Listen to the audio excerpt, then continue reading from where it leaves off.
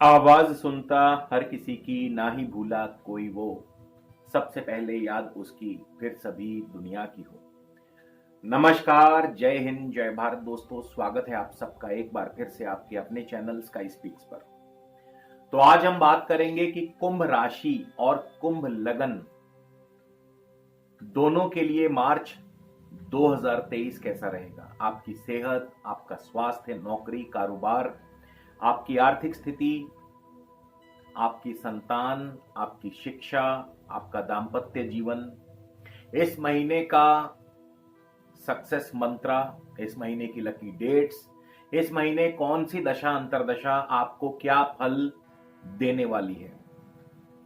तो कहीं भी जाइएगा मत दोस्तों। आज का वीडियो बहुत ही दिलचस्प होने वाला है और यदि आपने अब तक हमारे चैनल को सब्सक्राइब नहीं किया तो कृपया चैनल को सब्सक्राइब कर लें, ताकि जब भी कोई नया वीडियो अपलोड करें तो आप तक पहुंचे सबसे पहले। इसके अलावा पर्सनल कंसल्टेशन के लिए स्क्रीन पर दिए नंबर्स पर आप कांटेक्ट कर सकते हैं। ऑफिस टाइमिंग में शुल्क लागू रहेंगे। तो वीडियो का पहला हिस्सा जो है, फर्स्ट पार्ट जो है, वो चंद्र राशि पर आधारित होगा। यानी जिनकी भी राशि कुंभ है, जन्म समय जिनका चंद्रमा कुंभ राशि में था। और वीडियो का जो सेकंड पार्ट है वो आपके कुंभ लगन पर आधारित होगा, यानी जिनका जन्म कुंभ लगन के अंतर्गत हुआ है। और चलिए जानते हैं सबसे पहले ग्रहों की चाल। तो चंद्र राशि से सूर्य, बुध और शनि इस समय आपकी राशि के ऊपर से, यानी आपके चंद्रमा के ऊपर से ही गोचर कर रहे हैं। और कुंभ राशि वालों को शनि की साढ़े सती अपने मध्य चरम पर है। सूर्य और शनि भी दोनों इस समय आपकी कुंभ राशि में मौजूद हैं। बृहस्पति और शुक्र आपके द्वितीय भाव में। सूर्य 15 मार्च को और बुध 16 मार्च को चले जाएंगे मीन राशि में। बुध मीन राशि में नीच के हो जाते हैं। वहीं बृहस्पति अपनी राशि में है और शुक्र अपनी उच्च राशि में होंगे। शुक्र 12 मार्च को चले जाएंगे आपके तृतीय भाव राहु के साथ मेष राशि में युति योग बनाएंगे। मंगल चौथे भाव में है वृषभ राशि में। मंगल भी 12 मार्च को पंचम भाव में चले जाएंगे मिथुन राशि में। केतु आपके नवम भाव भाग्य भाव में है, तुला राशि में है। तो चलिए सबसे पहले हम जानते हैं आपकी सेहत, आपका स्वास्थ्य इस महीने कैसा रहेगा। देखिए, एक तो इस समय कुंभ राशि वालों को शनि की साढ़े सती अपने मध्यम चरण पर है, यानी मिडल में है। दूसरा, सूर्य और शनि दोनों ही आपके इस समय कुंभ राशि में चल रहे हैं और 15 मार्च तक दोनों ही कुंभ राशि में रहेंगे। अब जहां तक शनि की बात है, शनि कहने को तो अपनी राशि में है, लेकिन मत भूलिए कि हम चंद्र राशि की बात कर रहे हैं। तो इसका सीधा सीधा अर्थ ये हो जाता है कि शनि जो है चंद्रमा के ऊपर से गोचर कर रहे हैं। और ये सर्वविदित है कि शनि, चंद्रमा और सूर्य दोनों के ही कट्टर शत्रु हैं। यानी शनि देव इस समय न केवल चंद्रमा को पीड़ित कर रहे हैं बल्कि सूर्य को भी पीड़ित कर रहे हैं। तो ऐसे में मानसिक और शारीरिक दोनों तरह से शनि आपको प्रताड़ित करते हैं। क्यों? क्योंकि सूर्य और चंद्रमा के सबसे करीब हैं इस समय। शनि अपनी राशि में बलवान हो जाते हैं, लेकिन बलवान होकर के हमेशा जब कोई ग्रह बली होता है तो सबसे पहले अपने शत्रु ग्रह को खत्म करेगा, नाश करेगा। तो यहां पे चंद्रमा के ऊपर से गोचर करेंगे तो चंद्रमा जो आपका मन है, मन को कमजोर करेंगे, मन को व्यथित करेंगे। दूसरा जो सूर्य साथ में, सूर्य जो आपकी आत्मा है और सूर्य से ही शरीर का विचार भी किया जाता है, तो आपको शारीरिक रूप से भी प्रताड़ित करते हैं। तो ऐसे में सेहत और स्वास्थ्य का ध्यान रखना बहुत जरूरी हो जाता है। आपके नौकरी कारोबार की बात करें तो आपके दशम भाव पर गुरु, मंगल और शनि तीनों की दृष्टि है। शनि जहां कार्य में बाधाएं पैदा करते हैं, शनि की दृष्टि जहां बाधा पैदा करती है, वहीं गुरु और मंगल की दृष्टि के प्रभाव से, शुभ प्रभाव से उन बाधाओं को दूर करके आप अपना कार्य करते चले जाएंगे। यानी नौकरी कारोबार में बाधाएं आएंगी अवश्य, लेकिन आप उन बाधाओं से पार पा लेंगे और आपके कार्य देर से ही सही मगर बनते चले जाएंगे, क्योंकि गुरु की और मंगल की शुभ दृष्टि है। इसके अलावा आपकी आमदनी की बात करें तो जैसा मैंने बताया, शनि की साढ़े सती चल रही है। अब शनि धन हानि अवश्य करते हैं, इसमें कोई दो राय नहीं, धन हानि भी होगी। लेकिन अच्छी बात क्या है कि आपके धन स्थान में बृहस्पति स्वराशि में है और 12 मार्च तक शुक्र आपके उच्च राशि में, तो ऐसे में धन आता भी रहेगा, धन का मार्ग प्रशस्त होता रहेगा। तो पैसा आएगा, आमदनी मिलती रहेगी, धन आता रहेगा, लेकिन शनि के प्रभाव से धन का खर्च भी होता रहेगा। इसी तरह आपकी एजुकेशन की बात करें, शिक्षा की बात करें, तो पंचम भाव, अब पंचम भाव पर इस समय किसी भी कोई भी अशुभ ग्रह का प्रभाव नहीं है, तो इस महीने का पूर्वार्ध जो है वो पढ़ाई के लिए अत्यंत शुभ है, पढ़ाई में आपका अच्छा मन लगेगा। लेकिन 12 मार्च को मंगल आने वाले हैं पंचम भाव में और 16 मार्च को पंचम भाव के स्वामी बुध नीच के होने वाले हैं। तो 12 मार्च के बाद से पढ़ाई में विघ्न, रुकावट आने की संभावना है, या पढ़ाई में आपका मन थोड़ा कम लगेगा, खेल कूद में ज्यादा ध्यान लगेगा, और जो लोग खेल कूद से जुड़े हैं उन्हें अच्छी सफलता भी प्राप्त होगी। संतान के लिए मंगल का पंचम भाव में आना शुभ नहीं माना गया है। संतान की तरफ से आपको चिंता, परेशानी या संतान के स्वास्थ्य को लेकर के दिक्कत हो सकती है, और आपकी लव लाइफ में भी मंगल के प्रभाव से अनबन हो सकती है, तो थोड़ा इस तरफ ध्यान रखने की जरूरत है। इसके बाद आपके दाम्पत्य जीवन की बात करें तो दाम्पत्य जीवन के लिए भी इस समय शनि की सीधी दृष्टि रहेगी आपके सप्तम भाव पर, और सप्तम भाव में सूर्य की राशि है, तो यहां पे सप्तम भाव पर शनि और मंगल दोनों की दृष्टि रहेगी। मंगल 12 मार्च तक सप्तम भाव को देख रहे हैं, मगर शनि पूरा महीना देखते रहेंगे, तो ऐसे में दाम्पत्य जीवन के लिए भी शनि की दृष्टि शुभ नहीं है। दाम्पत्य जीवन में कड़वाहट पैदा करते हैं, या पार्टनर की सेहत जो है वो थोड़ी सी कमजोर रह सकती है। हाँ, मगर विरोधी पक्ष जरूर आपके सामने निस्तेज रहेगा, यानी कमजोर रहेगा। आपके भाग्य की बात करें तो भाग्य भाव में केतु बैठे हैं, और केतु भाग्य भाव में दूसरों से सलाह मशवरा लेकर के और भाग दौड़ करके, मेहनत करके भाग्य अवश्य आपका साथ देगा। यानी भाग्य चलाने के लिए पैरों का चलाना बहुत जरूरी है, यानी भाग दौड़ करते रहें, मेहनत करते रहें, तो इससे भाग्य आपका चलता रहेगा, भाग्य आपके साथ रहेगा। तो ये तो है कुंभ राशि वालों के लिए। अब नेक्स्ट पार्ट में हम बात करेंगे कुंभ लगन वालों के लिए मार्च 2023 कैसा रहेगा। तो चलिए दोस्तों, अब हम बात करेंगे कुंभ लगन के ऊपर। कुंभ लगन के लिए क्या फल होंगे, कौन सी दशा अंतरदशा आपको क्या फल देने वाली है, और लगन की बात हो, दशा अंतरदशा की भी बात होगी, और नक्षत्रों पर भी चर्चा होगी। तो सबसे पहले हम लग्नेश शनि से ही शुरुआत करेंगे कि आपका यदि कुंभ लगन में जन्म हुआ है और इस समय वर्तमान में अगर आपको शनि की ही महादशा, अंतरदशा या फिर प्रत्यंतर दशा चल रही है, तो शनिदेव आपको कैसा फल देने वाले हैं। शनिदेव आपके लग्नेश हैं, लगन में बैठे हैं, और शनिदेव इस समय मंगल के नक्षत्र से गोचर कर रहे हैं, धनिष्ठा नक्षत्र में है। 14 मार्च तक शनिदेव धनिष्ठा नक्षत्र में रहेंगे। मंगल के अंतर्गत शनिदेव का प्रभाव जो है भाग दौड़ को बढ़ाता है, आपकी भाग दौड़ बढ़ेगी, मेहनत से कार्यों में आपको सफलता मिलेगी, स्थान परिवर्तन के योग भी बनते हैं, ट्रांसफर, तबादला, प्रमोशन और स्थान परिवर्तन, ये सभी कुछ संभव है। 14 मार्च को शनिदेव चले जाएंगे शतभिषा राहु के नक्षत्र में। राहु भी इस समय तृतीय भाव में मेष राशि में चल रहे हैं, और शनि की दृष्टि भी है राहु पर, तो राहु के नक्षत्र में भी शनिदेव सेम रिजल्ट्स देंगे, क्योंकि मंगल की राशि में है राहु, तो वही भाग दौड़, स्थान परिवर्तन, नौकरी में ट्रांसफर, तबादला, प्रमोशन, तो ये सभी कुछ संभव है, और भाई बंधुओं का सुख सहयोग आपके लिए बना रहेगा।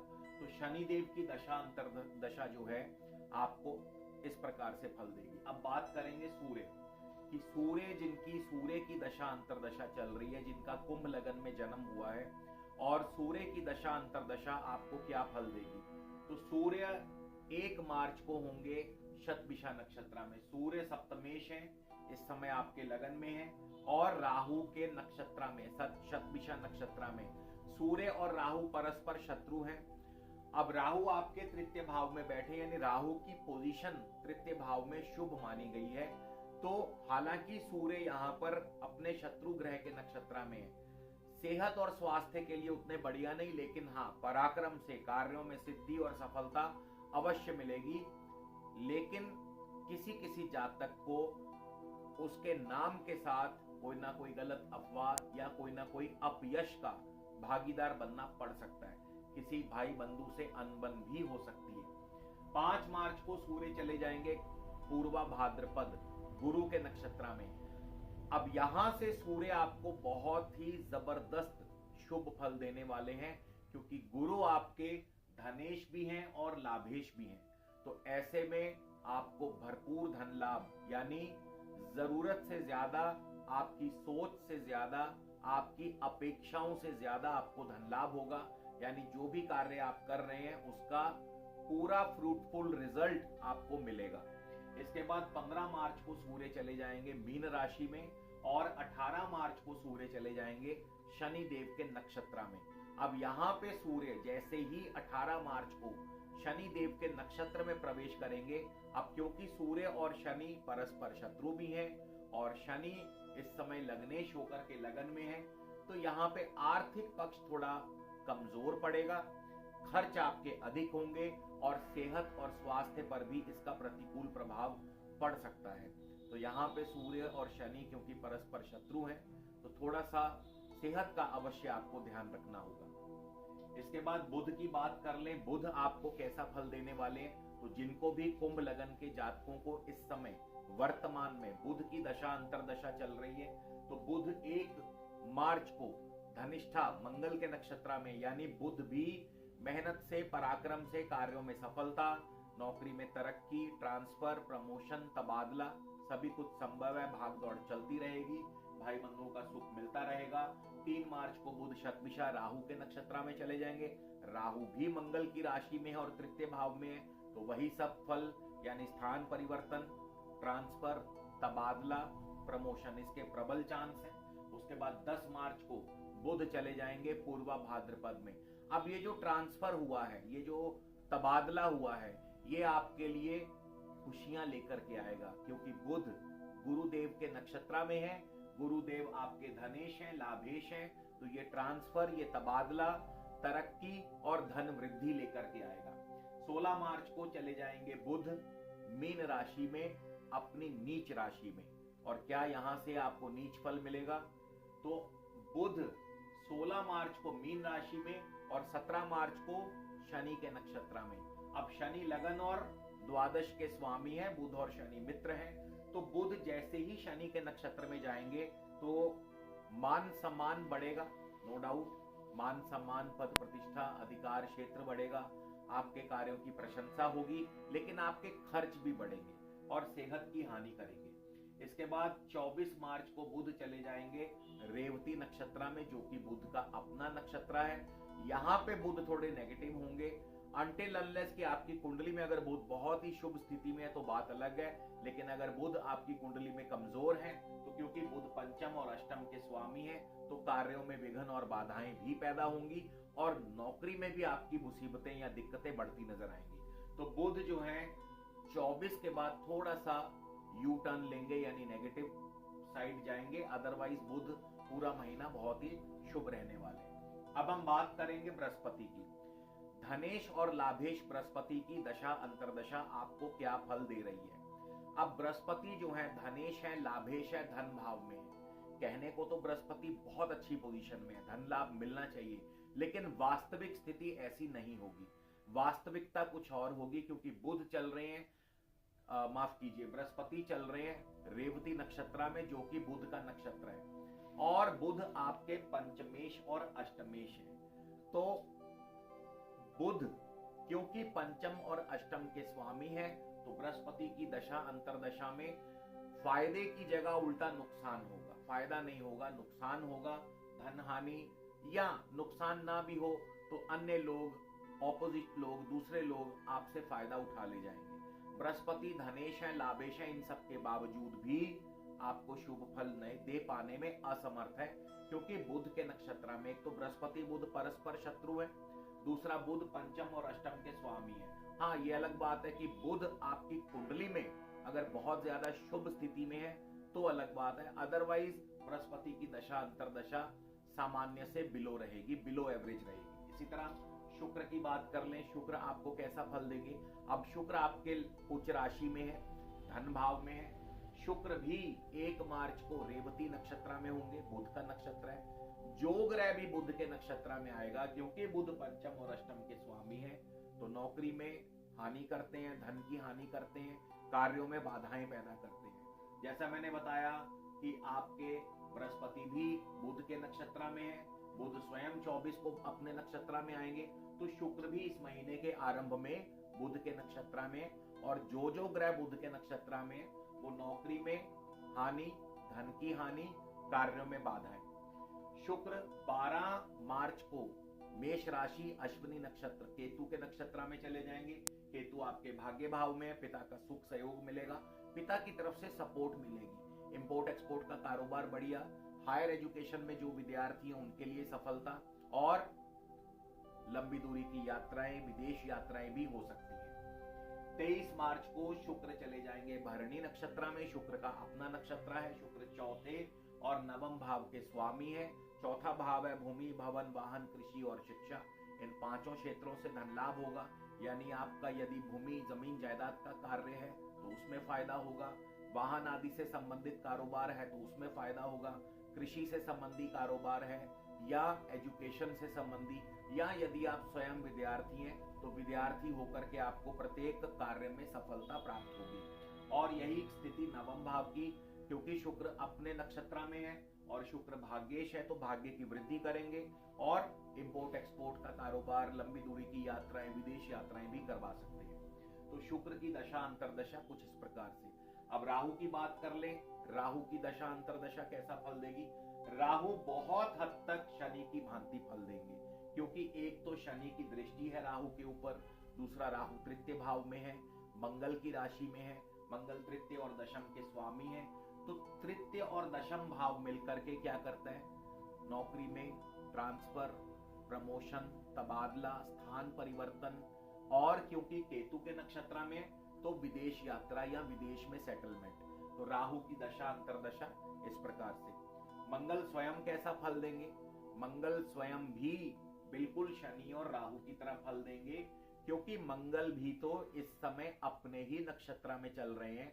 तो मंगल की दशा अंतरदशा में भी आपको नौकरी में ट्रांसफर, तबादला, प्रमोशन, स्थान परिवर्तन के योग बनते हैं। और मंगल 27 तारीख को जाने वाले हैं आर्द्रा राहु के नक्षत्र में, तो वहां पे भी राहु और शनि की भांति फल देंगे।